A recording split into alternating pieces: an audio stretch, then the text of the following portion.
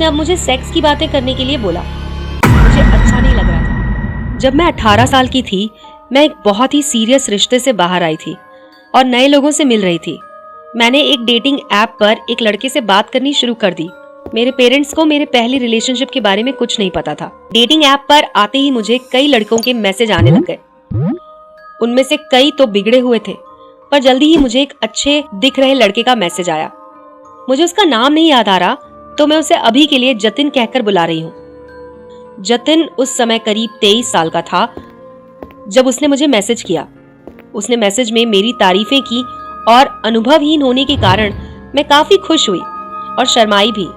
हम लोगों ने बातें शुरू की। वो नेपाल में रहता था और इंडिया में मैं रह रही थी। हम दोनों के कई शौक एक जैसे थे। हम दोनों कॉलेज जाते थे। मैं एसोसिएट डिग्री लेकर पुलिस अफसर बनना चाहती थी और वो बैचलर डिग्री लेने के लिए कॉलेज जाता था। समय बीतता गया और उसके मैसेजेस ने मुझे बेआराम करना शुरू कर दिया। एक बार वो मुझसे बोला कि मुझे गोरी लड़कियां एशियन लड़कियों से ज्यादा पसंद है। उसने मुझसे कहा कि वो हमेशा एक गोरी लड़की के साथ सेक्स करना चाहता था। उसने मुझे पूछा क्या मैं अब भी एक वर्जिन हूँ, और हालांकि मुझे बहुत बेचैनी हो रही थी, मैंने जवाब दिया हाँ। उसने अब मुझे सेक्स की बातें करने के लिए बोला। मुझे अच्छा नहीं लग रहा था, पर मैं उससे बातें करती चली गई। एक दिन उसने मुझसे पूछा क्या मैं उससे मिलने किसी दिन नेपाल आ सकती हूँ। घर के बंधनों की वजह से और उसके पेरेंट्स पुलिस में हैं, इसके कारण वो उन्हें नहीं मिलने आ सकती। जिस पर उसका जवाब था अब तुम 18 साल से ज्यादा की हो चुकी हो, अपने डिसीजंस खुद ले सकती हो। उसकी बात भी सच थी, पर अगर आपके पेरेंट्स खुद ही पुलिस हों तो आपको उनकी बातों पर भी ध्यान देना पड़ता है। हालांकि मैंने उसे बताया था कि मैं इंडिया में रहती हूँ, पर मैंने उसे अपनी पूरी लोकेशन नहीं बताई थी। वो मुझसे पूछता कि क्या मैं साकेत नई दिल्ली में रहती हूँ, और मुझे ऐसा लग रहा था जैसे मेरे पैरों के नीचे से जमीन खिसक गई हो, क्योंकि मैंने अपनी प्रोफाइल पर भी अपने स्टेट का नाम नहीं दे रखा था। मैंने उससे कहा कि नहीं, मैं वहां नहीं रहती हूँ।